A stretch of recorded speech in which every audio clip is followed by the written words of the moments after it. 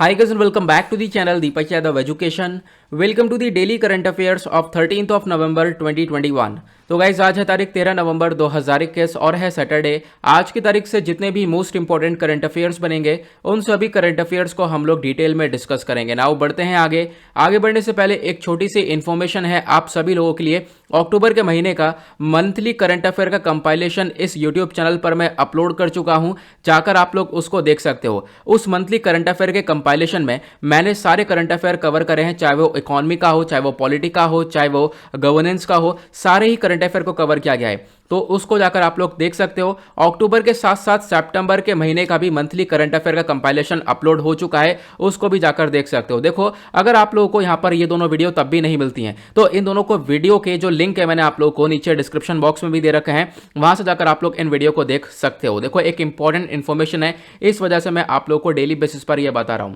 तो चलो शुरुआत करते हैं, एक बार देख लेते हैं कौन कौन से आर्टिकल्स का डिस्कशन करना है आज के इस वीडियो में। आर्टिकल डेफिनेटली कम है लेकिन बहुत इंपॉर्टेंट है। सबसे पहला आर्टिकल जबरदस्त है, काफी चर्चा में है, डिस्कस करेंगे दिल्ली डिक्लेरेशन के बारे में। तो अभी हाल ही में दिल्ली डिक्लेरेशन देखने को मिला, अफगानिस्तान को लेकर चर्चा की गई है। डिस्कस करेंगे इस डिक्लेरेशन के अंदर कौन कौन था, किस किस ने क्या क्या बोला, भारत ने अपना क्या स्टांस रखा, प्लस अफगानिस्तान को लेकर क्या चर्चा की गई है, इसके बारे में हम लोग काफी डिटेल में जानने वाले हैं। साथ ही साथ मैं आप लोगों को बता दूं, ये जो डेली करंट अफेयर का वीडियो है ये डेली मॉर्निंग में 5 बजे अपलोड हो जाता है और यहां पर हम लोग डेली बेसिस पर बहुत सारे आर्टिकल डिस्कस करते हैं जो कि यूपीएससी और स्टेट पीएससी के पॉइंट ऑफ व्यू से बहुत इंपॉर्टेंट होते हैं। और हर एक आर्टिकल को इतना डिटेल में डिस्कस करते हैं कि इनके रिगार्डिंग कोई भी क्वेश्चन प्रीलिम्स या मेंस में आता है तो डेफिनेटली उनको आप लोग सॉल्व कर पाओगे। उसी प्रकार से जो दूसरा आर्टिकल है वो भी बहुत ज़्यादा इंपॉर्टेंट है, इकोनॉमी के पर्सपेक्टिव से बात की गई है। आज के टाइम पर हम लोग फोकस कर रहे हैं टेक्निकल टेक्सटाइल को एक्सपोर्ट करने के लिए, मतलब जो एक्सपोर्ट करते हैं हम लोग अपने जो कपड़ों को एक्सपोर्ट कर रहे हैं उसको और ज़्यादा बढ़ाने के ऊपर फोकस रखने की बातचीत की गई है। डिस्कस करेंगे यहाँ पर कि टेक्सटाइल का कहाँ कहाँ पर यूज़ हो रहा है आज के टाइम पर, प्लस भारत के पास क्या क्या अपॉर्चुनिटीज़ है, किस प्रकार से हम लोग आगे टेक्सटाइल सेक्टर को ग्रो कर सकते हैं। काफ़ी ज़बरदस्त तरीके से यहाँ पर इसका डिस्कशन होगा। देन उसके बाद सुप्रीम कोर्ट ने अभी एक ऑर्डर दिया है मेंटल हेल्थ को लेकर, तो डिस्कस करने वाले हैं आखिरकार सुप्रीम कोर्ट ने क्या बोला है, प्लस भारत के अंदर मेंटल हेल्थ को लेकर आज के टाइम पर क्या स्टेटमेंट देखने को मिलता है और आज के टाइम पर भारत में किस तरीके का सिनेरियो है, कितने लोग जूझ रहे हैं, क्या क्या इनिशिएटिव हमारी सरकार चला रही है इन लोगों को प्रोटेक्ट करने के लिए, वो सब हम लोग यहाँ पर डिस्कस करने वाले हैं। देन उसके बाद एक आर्टिकल में हम बात करेंगे, बहुत ज़्यादा ज़बरदस्त आर्टिकल है।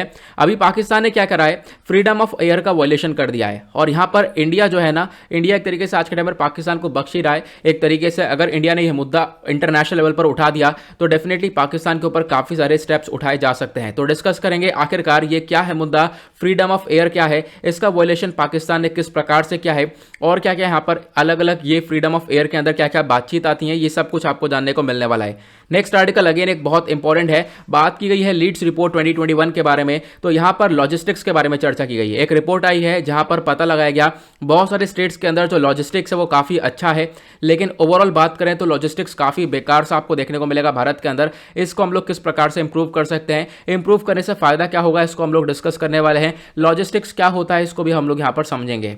तो बढ़ते हैं आगे, स्टार्ट करते हैं। आगे बढ़ने से पहले गाइस, अगर आप लोगों को इस लेक्चर का पीडीएफ चाहिए तो नीचे डिस्क्रिप्शन बॉक्स में आप सभी लोगों को टेलीग्राम का लिंक दिया गया है, वहां से जाकर आप लोग इस लेक्चर के पीडीएफ को डाउनलोड कर सकते हो। और ये है मेरी Instagram ID Deepak Yadav education, चाहो तो आप लोग मुझे यहाँ पर फॉलो कर सकते हो। अपनी जितनी भी क्वेरीज है मुझसे आप लोग यहाँ पर पूछ सकते हो। बाय द वे दोनों ही चीज़ों का लिंक मैंने आपको नीचे डिस्क्रिप्शन बॉक्स में दे दिया है।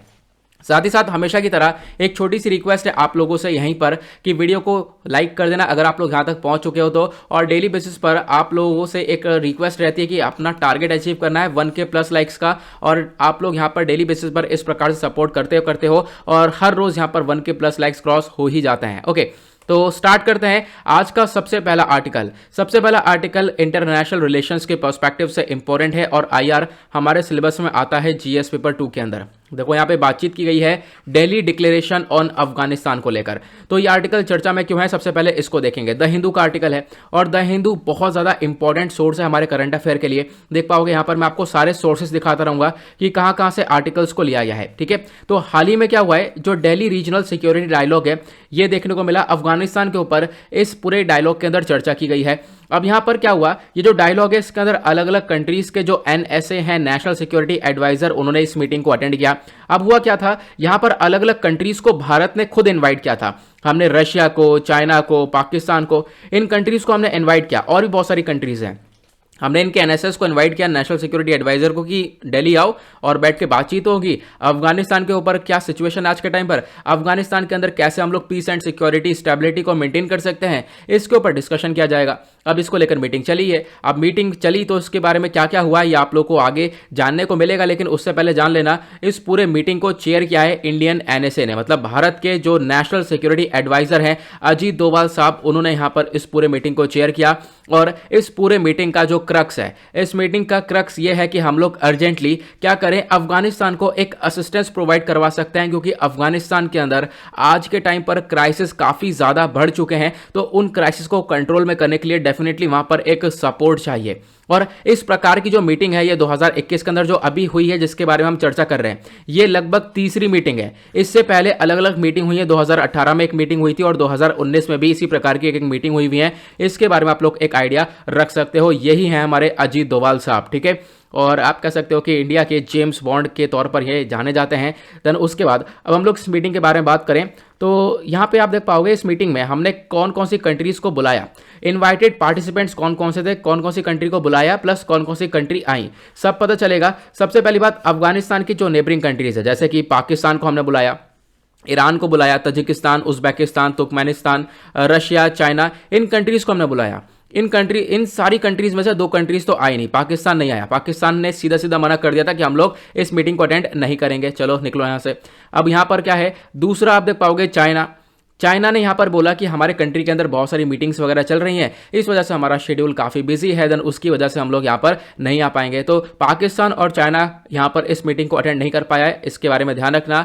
और यहां पर अब पूरे का पूरा ये जो हमने देखा, ये जो पूरा डायलॉग हुआ है, इसकी ज़रूरत क्या थी, इसकी सबसे बड़ी अर्जेंट नीड थी कि यूएस का अभी विड्रॉवल हम लोगों ने देखा है, मतलब कि अफगानिस्तान से यूएस अपने फोर्सेस को लेकर निकला।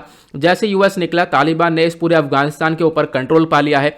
अब यहां पर बहुत सारी कंट्रीज को लेकर सिक्योरिटी का कंसर्न है, क्योंकि अफगानिस्तान के अंदर आज के टाइम पर आतंकवाद काफी बढ़ रहा है।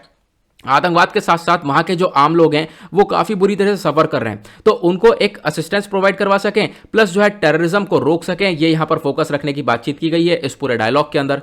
ये आप लोग को ध्यान रखना है। अब यहां पर मैं आपको एक एक करके हाइलाइट्स बताऊंगा कि एग्जैक्टली क्या क्या बातचीत हुई है। सबसे पहले हाइलाइट्स आप देख पाओगे इस पूरे दिल्ली डिक्लेरेशन के, सबसे पहला पॉइंट यहां पे डिस्कस किया गया, सिक्योर एंड स्टेबल अफगानिस्तान, जिसके बारे में आप लोगों को काफी बार बता चुका हूं कि यहां पर जो बातचीत की गई है वो ये की गई है कि अफगानिस्तान के अंदर जो आम नागरिक हैं, जो लोग हैं, उनको एक तरीके से सपोर्ट मिल जाए, अफगानिस्तान के अंदर एक शांति मिल जाए, अफगानिस्तान के अंदर एक सिक्योरिटी क्रिएट की जाए, स्टेबिलिटी मेंटेन कर दी जाए। क्योंकि आज के टाइम पर ना क्राइसिस इतने ज़्यादा क्रिएट हो चुके हैं, हंगर इतना ज़्यादा बढ़ चुका है, भुखमरी इतनी ज़्यादा बढ़ चुकी है कि लोग क्या कर रहे हैं, अपने बच्चों को बेच रहे हैं, बच्चों को बेचने के बाद उनको खाना मिल पा रहा है। इस प्रकार की चीज़ें आज के टाइम पर अफगानिस्तान के अंदर दिख रही हैं। तो ये यहाँ पर एक स्टेप उठाया गया है ताकि हम लोग अफगानिस्तान के अंदर शांति को बना सकें।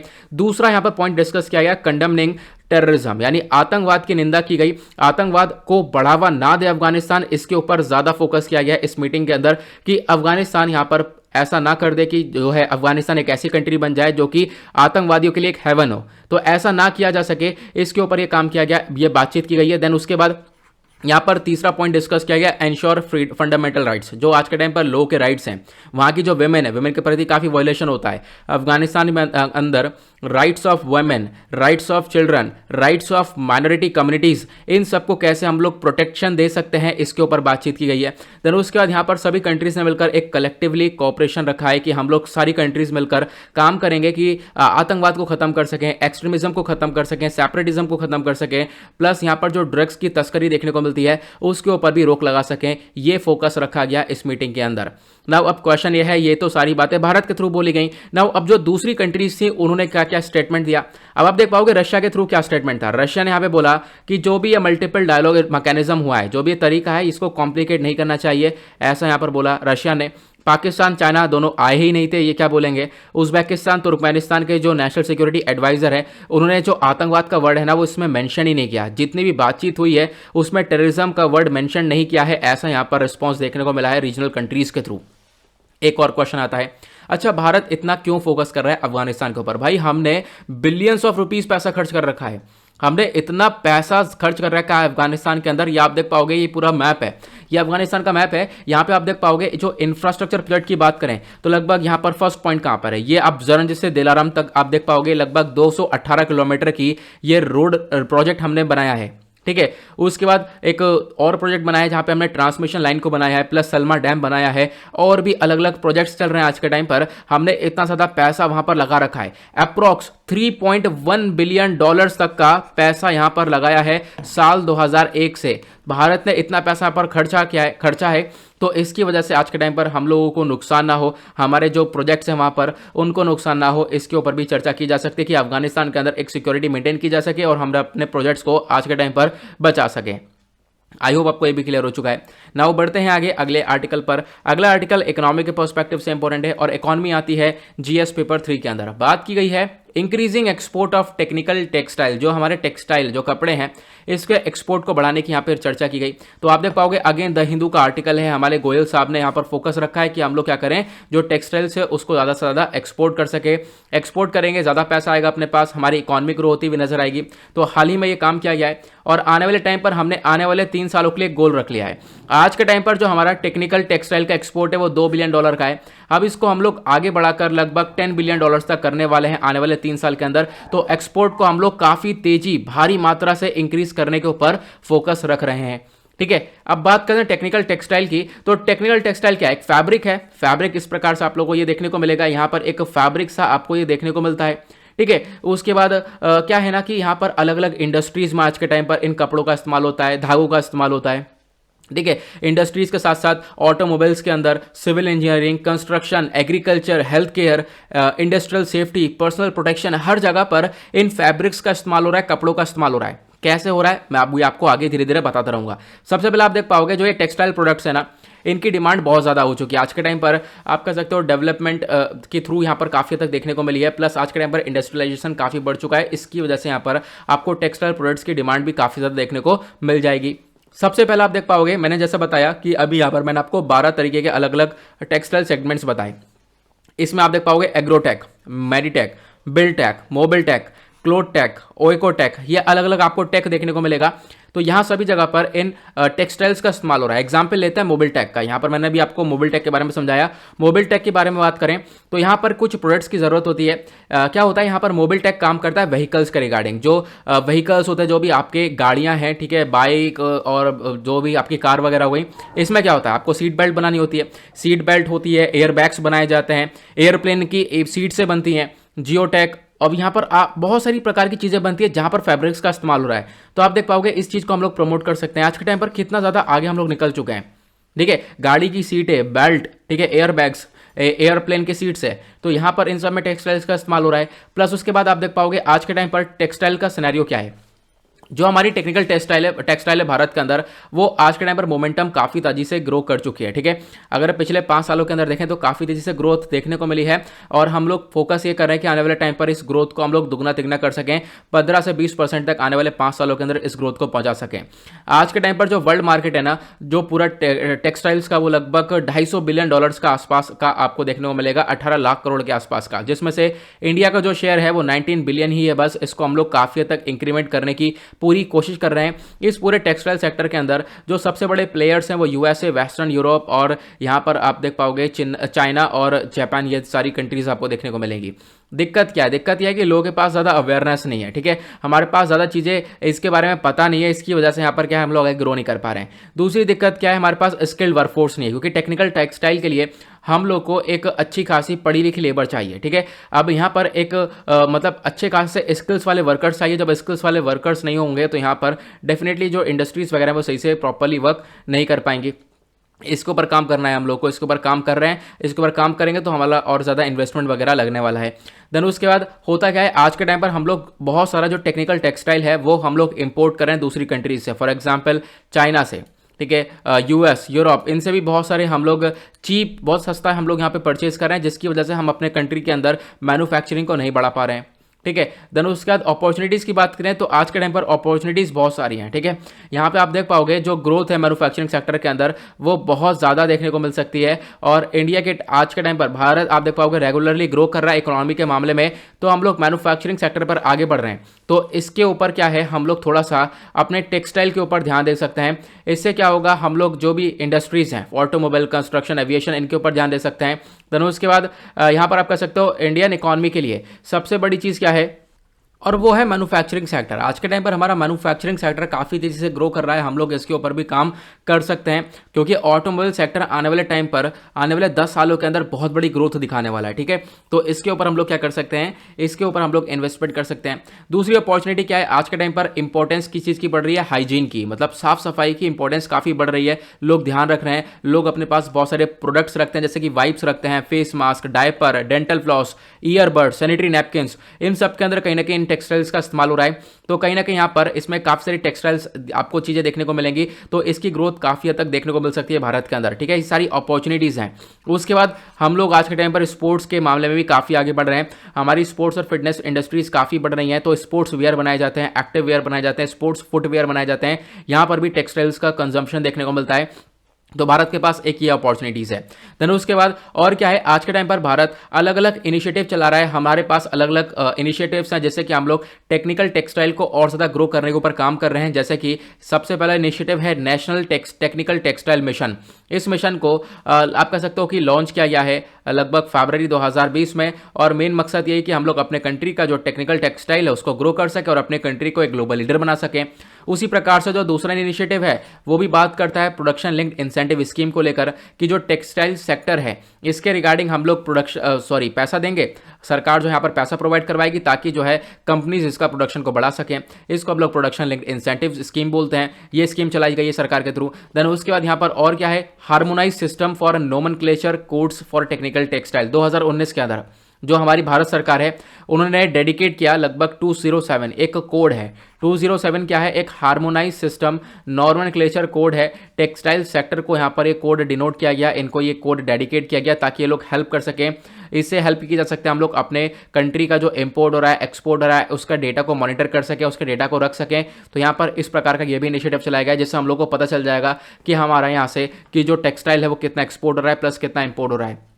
तो ये आप लोग इसके ऊपर ध्यान रख सकते हो। ये आई होप आपको क्लियर हो चुका होगा टेक्निकल टेक्सटाइल के बारे में। काफ़ी इंपॉर्टेंट ये आर्टिकल आपको देखने को मिल जाएगा। आगे बढ़ते हैं नेक्स्ट आर्टिकल की तरफ। अगला आर्टिकल हेल्थ के पर्सपेक्टिव से इंपॉर्टेंट है और हेल्थ आता है जीएस पेपर 2 के अंदर। बातचीत की गई है इश्यूज ऑफ मेंटल हेल्थ को लेकर। तो हाल ही में सुप्रीम कोर्ट ने बोला है कि जो जुडिशरी है should not treat the mental health of a person with one size fits for all approach. मतलब कि क्या है, एक ही मतलब जैसे कि मान लो किसी मेंटल हेल्थ का कोई केस आया, ठीक है, उसको बुरी तरह से ट्रीट कर दिया। अब क्या है, दूसरा मेंटल हेल्थ का केस आया, उसको भी आपने ऐसे ट्रीट कर दिया। तो सुप्रीम कोर्ट यहाँ पर सभी को एक तरीके से ट्रीट कर रही है, खासकर जो मेंटल हेल्थ वाले केसेस हैं वो चीज़ यहाँ पर गलत है। तो ये यहाँ पर फोकस रखा गया है। इस प्रकार से सुप्रीम कोर्ट ने जुडिशरी से बोला है कि आप लोगों को ट्रीट ऐसे नहीं करना है, ठीक है। सबकी कंडीशन अलग अलग है, क्योंकि जो ये मेंटल हेल्थ है ना, इसकी डेफिनेशन खुद की अलग है। मेंटल हेल्थ के अंदर आप देख पाओगे काफ़ी कुछ आता है, love, physical, emotional expressing, loss, sorrow, सब दुख, दर्द, खुशी, सब कुछ यहाँ पर मेंटल इलनेस के अंदर देखने को मिलती है। तो आपको सही से एनालाइज करना पड़ेगा, देन उसके बाद यहाँ पर इस केस को आप लोग आके लेकर चल सकते हो, ऐसा सुप्रीम कोर्ट बोलता है। और उसी के बाद एक और एडिशनल इन्फॉर्मेशन यहाँ पर दी गई है कि जो वर्ल्ड मेंटल हेल्थ डे होता है इसको हम लोग हर साल ऑब्जर्व करते हैं 10 अक्टूबर को। इसके बारे में आप लोग एक आइडिया रखना। देन उसके बाद एक और छोटी सी इन्फॉर्मेशन है, जो वर्ल्ड हेल्थ ऑर्गेनाइजेशन है ना, इसके अकॉर्डिंग जो मेंटल हेल्थ है वो क्या है, मेंटल हेल्थ है एक स्टेट ऑफ वेलबींग। इंसान को पता होना चाहिए कि उसकी खुद की एबिलिटीज़ क्या हैं, ठीक है, वो अपने नॉर्मल स्ट्रेस से टैकल कर पा रहा है या नहीं कर पा रहा है, उसकी प्रोडक्टिविटी क्या है, अपने कितना अपने आप को प्रोडक्टिव बना सकता है, उसका क्या कॉन्ट्रीब्यूशन है कम्युनिटी के अंदर। तो ये यहाँ पर पता होना चाहिए इस इंसान को, उसकी वो मेंटल हेल्थ कहलाती है, एक तरीके से उसकी वेलबींग कहलाती है, ठीक है। तो यहाँ पर जो फिजिकल हेल्थ है और मेंटल हेल्थ दोनों में काफ़ी डिफरेंस है। फिजिकल हेल्थ जैसे इंपॉर्टेंट है, आपके शरीर के अंदर जो जान होना काफ़ी ज़्यादा इंपॉर्टेंट है, उसी प्रकार से आपके ब्रेन की हेल्थ भी इंपॉर्टेंट होना ज़रूरी है। मेंटल हेल्थ भी उतनी तरीके से इंपॉर्टेंट है, ये आप लोग देख पाओगे, ऐसा बताया गया है। होता क्या है, आज के टाइम पर बहुत सारे लोग अलग अलग चीज़ों से सफ़र कर रहे हैं, जिनको मेंटल हेल्थ इलनेस हो रही है, डिप्रेस पड़े हुए हैं, ठीक है। तो इससे क्या हो रहा है, या तो सुसाइड कर लेते हैं या फिर और बहुत सारी प्रॉब्लम्स देखने को मिलती हैं। तो इन्हीं चीज़ को टैकल करने की यहाँ पे बातचीत की गई है।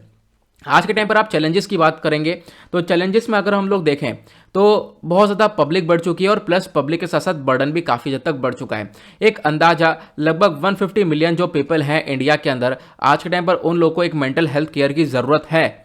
पॉपुलेशन काफ़ी बढ़ चुकी है और मेंटल हेल्थ केयर की ज़रूरत है इन लोगों को। काफ़ी लोग जो है सफ़र कर रहे हैं इस इलनेस से, ठीक है। उसके बाद यहाँ पर ये डेटा दिया है नेशनल मेंटल हेल्थ सर्वे 2015-16 ने, इसके बारे में ध्यान रखना।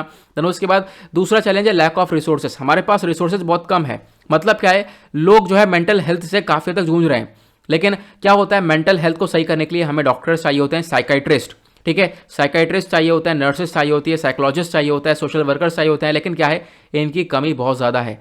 हमारे पास रिसोर्सेज बहुत कम है, इनको थोड़ा सा बढ़ाना पड़ेगा। हर 1 लाख के ऊपर, हर 1 लाख जनसंख्या के ऊपर आप 0.3 साइकाइट्रिस्ट है, आप देख पाओगे मतलब क्या है। तो ये अपने आप में काफ़ी कुछ खराब सिनेरियो देखने को मिलेगा। हम लोग कहीं ना कहीं चीज़ों के अंदर कमी छोड़ रहे हैं, ये लैक कर रहे हैं, इसकी वजह से सिचुएशन और ज़्यादा खराब देखने को मिल सकती है। देन उसके बाद हम लोग आज के टाइम पर पैसा नहीं खर्च कर रहे हैं, ठीक है। लो फाइनेंशियल रिसोर्स एलोकेशन आपको देखने को मिलेगा। मेंटल हेल्थ केयर के रिगार्डिंग हम लोग को पैसा ज़्यादा से ज़्यादा खर्चना चाहिए, ठीक है। जो मेंटल हेल्थ केयर से उसको आप लोग बढ़ा सकते हो, अफोर्डेबल बना सकते हो, लोग आराम से अपनी मेंटल हेल्थ को अच्छी तरीके से ट्रीट कर पाएं। लेकिन आज के टाइम में हम लोग अपने जीडीपी का 1% खर्च रहे हैं, तो ऐसा नहीं चलने वाला है, ठीक है। हम लोग को थोड़ा सा ज़्यादा इसको स्पेंड करना पड़ेगा, ये यहाँ पर बताया गया। देन उसके बाद और भी बहुत सारे चैलेंजेस हैं, जैसे कि पुअर अवेयरनेस। लोगों के पास ज़्यादा जागरूकता ही नहीं रहती है कि मेंटल इलनेस के लक्षण क्या हैं, ठीक है। लोग थोड़ा सा परेशान रहते हैं, डिप्रेस रहते हैं, और फिर यहाँ पर उसी कंडीशन में आगे बढ़ते बढ़ते वो अपने आप को काफ़ी बुरी तरह से अफेक्ट कर लेते हैं मेंटल इलनेस से। लेकिन उनको पता नहीं चलता कि हाँ मेंटल इलनेस के लक्षण क्या है। तो आपको थोड़ा सा अवेयरनेस, लोगों को जागरूक करने की भी ज़रूरत है, यहाँ पर बताया गया है। उसके बाद मेंटल इलनेस को टैकल करने के लिए आज के टाइम पर हमारी भारत सरकार क्या स्टेप्स उठा रही है, इसके बारे में आप लोगों को जानना जरूरी है। तो स्टेप्स सरकार के थ्रू क्या क्या स्टेप उठाए जा रहे हैं। सबसे पहला स्टेप कॉन्स्टिट्यूशनल प्रोविजन। अगर आप देखोगे, सुप्रीम कोर्ट ने यहाँ पर बोला है हेल्थ केयर जो है हमारा एक फंडामेंटल राइट है आर्टिकल 21 के अंदर, ठीक है। तो सरकार ये स्टेप उठाती है कि भाई यहाँ पर हमारे संविधान के अंदर ही इनफैक्ट मेंशन्ड है हमारे हेल्थ केयर के बारे में। दूसरा यहाँ पर सरकार स्टेप उठाती है नेशनल मेंटल हेल्थ प्रोग्राम को लेकर, ताकि हम लोग ज़्यादा से ज़्यादा लोग जो कि मेंटल डिसऑर्डर से जूझ रहे हैं उन लोगों की हेल्प कर सकें, ठीक है। ये मेन फोकस रखा जाता है, उनको एक केयर प्रोवाइड की जा सके, इस प्रोग्राम के अंदर ये मेन फोकस रखा जाता है। इस प्रोग्राम को वापस से लाया गया था 2003 के अंदर। सबसे पहले 1982 में आया था, लेकिन वापस इसको लाया गया 2003 में। और इसके अंदर हम लोगों ने और भी बहुत सारी स्कीम्स को ऐड किया, जैसे कि स्टेट मेंटल हेल्थ हॉस्पिटल्स को और ज़्यादा अपग्रेड करना, इनको अपग्रेड करना, आगे लेकर आना। तो कुल मिलाकर अगर हम बात करें, जो मेंटल इलनेस है उसको टैकल करने की यहाँ पे बातचीत की गई है। उसके बाद भारत के पास एक और इनिशिएटिव है, वो है मेंटल हेल्थ केयर एक्ट 2017। यहां पर ये गारंटी देता है हर एक अफेक्टेड पर्सन को जिसकी मेंटल हेल्थ काफ़ी बेकार है, कि भाई आप लोगों को एक केयर मिल सके। अब क्या होता है, केयर उनको मिल नहीं पाती है, तो हमारे पास ये एक्ट भी है, basically mental health care act 2017। यहां पे बातचीत की जाती है कि हर एक व्यक्ति जो कि मेंटल इलनेस से जूझ रहा है उसको एक केयर मिल जाए और उसको एक सपोर्ट मिल जाए, वो ज़्यादा बेटर रहने वाला है, ठीक है। और इन सब चीज़ों के अंदर जो पैसा है वो सरकार खर्चती है, इसके बारे में आप लोग आइडिया रख सकते हो। देन उसके बाद यहाँ पर चर्चा की गई है किरण हेल्पलाइन के बारे में। एक इनिशिएटिव ये भी है, साल 2020 के अंदर जो हमारी ministry of social justice and empowerment है, इन्होंने लॉन्च किया था 24x7 टोल फ्री हेल्पलाइन किरण, ठीक है। यहाँ पर एक हेल्पलाइन नंबर दिया, 24 घंटे चालू है। और यहाँ पर क्या होगा, मान लो कोई व्यक्ति एक तरीके से डिस्ट्रेस अपने आप को एक तरीके से फील कर रहा है, उसको एंजाइटी हो रही है, स्ट्रेस में, डिप्रेशन में, सुसाइडल थॉट्स आ रहे हैं कि मैं यार सुसाइड कर लूँ, अपनी जिंदगी में कुछ नहीं कर पा रहा हूँ, मैं परेशान हूँ, मुझे यहाँ से परेशानी आ रही है, वहाँ से परेशानी आ रही है, फैमिली प्रॉब्लम्स वगैरह वगैरह। तो यहाँ पर क्या होगा, वो व्यक्ति सोचता है यार क्या रहना, क्या ज़िंदगी में क्या मतलब कुछ है भी या नहीं है।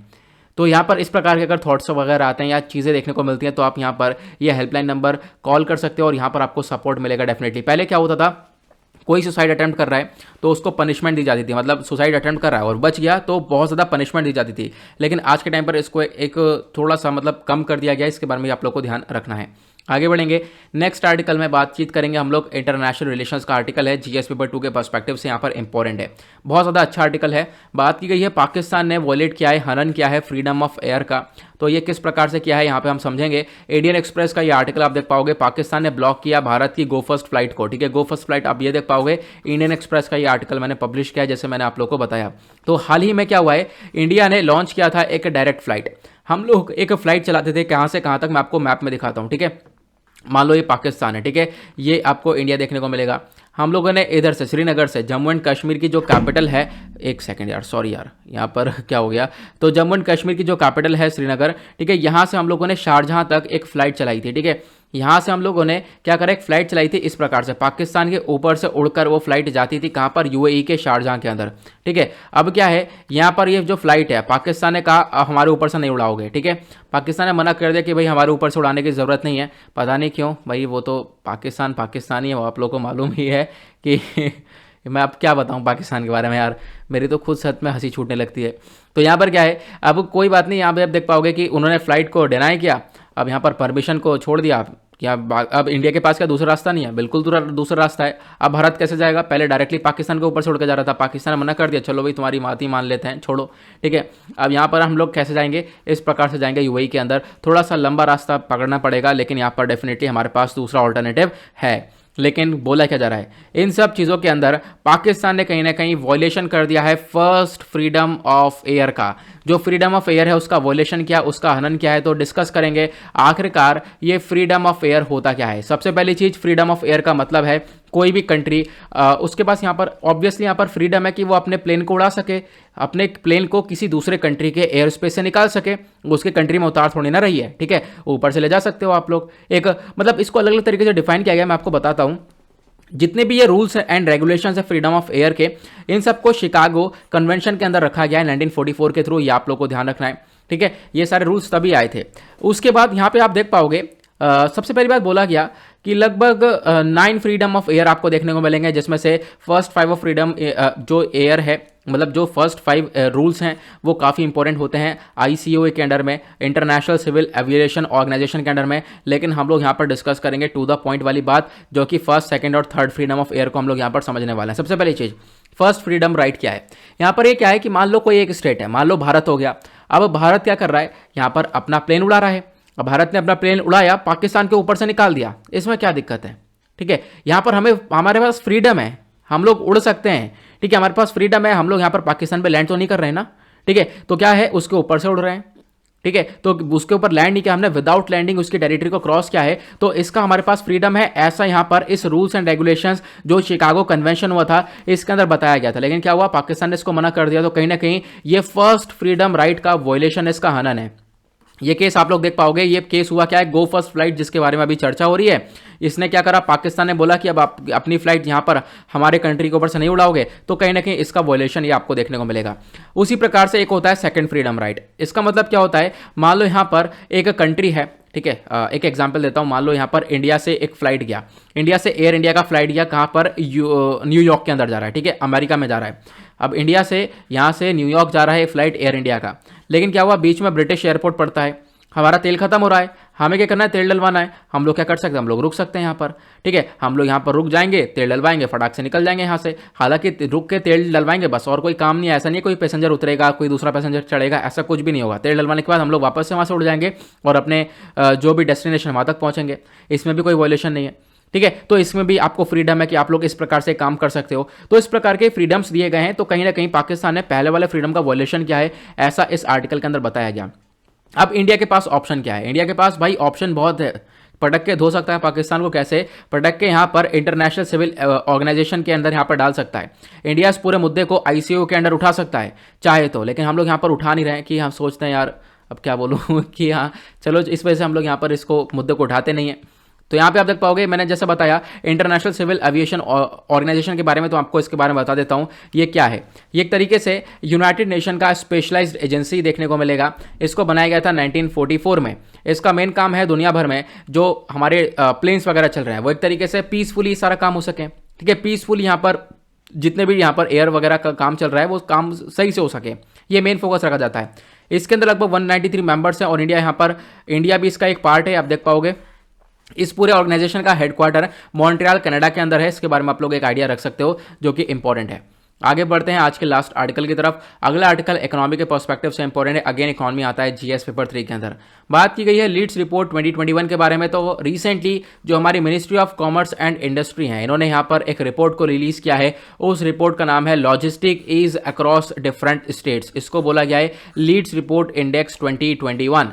नाउ डिस्कस करेंगे। सबसे पहले बात हम लोग समझेंगे आखिरकार ये लॉजिस्टिक्स होता क्या है। देखो लॉजिस्टिक्स का बहुत ज़्यादा सिंपल सा यही मतलब है कि हम लोग अपने गुड्स को किस प्रकार से ट्रांसपोर्ट कर रहे हैं और सप्लायर तक पहुंचा रहे हैं। अगर मैं सिंपल सी डेफिनेशन बोलूं, logistics means the commercial activity of transporting goods to customers. ठीक है, किस प्रकार से हम लोग अपने गुड्स को कस्टमर्स तक पहुंचा रहे हैं, उसमें किस प्रकार से चीज़ों को मैनेज किया जा रहा है, इंफ्रास्ट्रक्चर कैसा है, गोदाम है या नहीं है, तो इन सब चीज़ों को देखा जाता है। ठीक है, अगर उसमें कॉस्ट आपकी कम लग रही है तो डेफिनेटली आपका बिजनेस काफ़ी बढ़ेगा। अगर आपका ढुलाई वुलाई में पैसा बहुत ज़्यादा लग रहा है तो फिर उसके बाद आपके बिजनेस थोड़े से डाउन चलते हुए नजर आएंगे, ये इस रिपोर्ट ने बताया।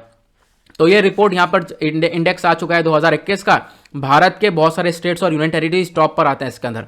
इस पूरे इंडेक्स को लॉन्च किया गया था 2018 में। पहले इस इंडेक्स के बारे में आप लोगों को बता दूं, और यहां पर क्या है, बहुत सारे राज्यों को रैंक किया जाता है उनके क्वालिटी के बेसिस पर कि वहां पर इंफ्रास्ट्रक्चर की कैसी क्वालिटी, वहां पर रोड किस प्रकार की है, रेल है या नहीं है, ठीक है, वहां पर गोदाम है या नहीं है, तभी तो आपका प्रोडक्ट अच्छे से पहुंचेगा। तो इस प्रकार से यहाँ पर रैंकिंग को तैयार किया जाता है। इसके बारे में आप लोग एक आइडिया रख सकते हो। आज के टाइम पर ज़रूरत क्या है, तो ज़रूरत इसलिए है क्योंकि इंडिया का जो लॉजिस्टिक कॉस्ट है वो बहुत ज़्यादा है। ठीक है, आप देख पाओगे लगभग 13 to 14% आपको ये कॉस्ट देखने को मिलेगा। हालांकि यहाँ पर होना कितना चाहिए, 7 to 8% होना चाहिए, क्योंकि कॉस्ट कम होगा तभी हम बिजनेसल एक्टिविटीज़ को आगे बढ़ा सकते हैं। ठीक है, ये हम लोगों ने यहाँ पर देखा है। तो क्या है, सामान को इधर से लाना ले जाने का कॉस्ट बहुत ज़्यादा है, एक्सपेंसिव पड़ जाता है। जैसे हम कंपेयर करें दुनिया की बहुत सारी डेवलप्ड कंट्री से तो बहुत ज़्यादा हमारे कंट्री के अंदर है। ठीक है, इसको हम लोगों को कम करना है, इसको आने वाले 5 सालों के अंदर इसको 5% तक लेकर आना है, जिससे कि हमारे बिजनेस काफ़ी बेहतरीन तरीके से बढ़ सकें, प्लस यहाँ पर बहुत आसान तरीके से हम लोग इधर से उधर सामान को ले जा सकें। अब इस इंडेक्स के अंदर रैंकिंग क्या है, अगर हम राज्यों की रैंकिंग देखें तो टॉप परफॉर्मर कौन कौन रहा है। टॉप परफॉर्मर में गुजरात, हरियाणा, पंजाब यहाँ पर एक टॉप परफॉर्मर रहे हैं इस इंडेक्स के अंदर। आपको ध्यान रखना है इसके बारे में। और ये तीसरा साल है जहां पर गुजरात लगातार टॉप कर रहा है इस रैंकिंग के अंदर। गुजरात के अंदर लॉजिस्टिक की फैसिलिटीज काफ़ी अच्छी हैं। दिल्ली की बात करें तो दिल्ली भी यहाँ पर टॉप रैंक पर आता है यूनियन टेरिटरी के मामले में। नॉर्थ ईस्टर्न स्टेट्स की या फिर हिमालयन रीजन की बात करें तो जम्मू एंड कश्मीर एक टॉप रैंकर है। जम्मू एंड कश्मीर के बाद सिक्किम और मेघालय ये 2 टॉप रैंकर हैं। सजेशन क्या है, तो सजेशन यहाँ पर सर यह है कि देखो यहाँ पर जो स्टेट्स हैं उनको काफ़ी सारी पॉलिसीज़ लेकर चलना पड़ेगा लॉजिस्टिक्स को लेकर। हम लोग क्या कर सकते हैं, इसको थोड़ा सा और ज़्यादा सस्ता कर सकते हैं। जो हमारा सामान का इधर उधर से ले जाना है, कस्टमर तक जो सामान पहुँच रहा है, उस सामान की ट्रैवलिंग के बीच में हम लोग थोड़ा सा और ज़्यादा कॉस्ट को कम कर सकते हैं, जिससे कि यहाँ पर प्रोडक्ट और बेहतरीन, प्लस यहाँ पर आप कर सकते हो आने वाले टाइम पर पॉसिबिलिटीज़ और ज़्यादा इन्हेंस होती हुई नजर आएंगी। देन उसके बाद आज के टाइम पर हमारे पास क्या क्या इनिशिएटिव्स हैं जो कि इसी प्रकार के काम कर रहे हैं। हमारे लॉजिस्टिक्स को और ज़्यादा डेवलप करने का काम कर रहे हैं, हमारे इंफ्रास्ट्रक्चर को और ज़्यादा डेवलप करने का काम कर रहा है। तो आज के टाइम पर भारत इनिशिएटिव्स बहुत सारे चलाता है। एक है पीएम गति शक्ति मास्टर प्लान, दूसरा है डेडिकेटेड फ्राइट कॉरिडोर, तीसरा है सागरमाला, चौथा है भारतमाला परियोजना, और पांचवा है e way bill integration with FASTag RFID। तो यहाँ पर इस प्रकार के अलग अलग इनिशिएटिव्स, इसके बारे में ध्यान रख सकते हो। इनिशिएटिव्स के बारे में मेंस एग्जामिनेशन में पूछ लिया जाता है। तो क्विज मैं लगा नहीं पा रहा हूँ 2 दिन से। मंडे से आपके क्विज वगैरह सपोज प्रॉपरली आया करेंगे, तो मंडे से हम लोग इस पर फोकस करेंगे, क्योंकि कल संडे है, संडे आपका रिविजन होगा, तो मंडे से हम लोग प्रॉपरली इसके ऊपर फोकस करा करेंगे। तो गाइस इसी के साथ करते हैं हम लोग अपने लेक्चर को समाप्त। मिलते हैं आप लोगों से नेक्स्ट वीडियो में। आज के लिए bye bye, have a nice day, thank you and Jai Hind.